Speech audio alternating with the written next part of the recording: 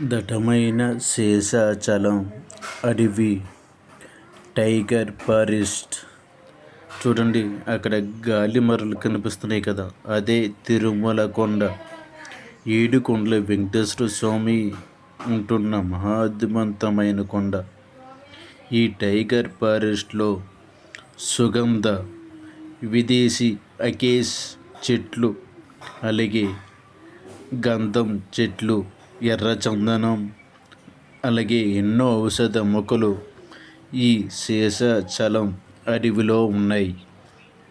మహా అద్భుతమైన అడవి.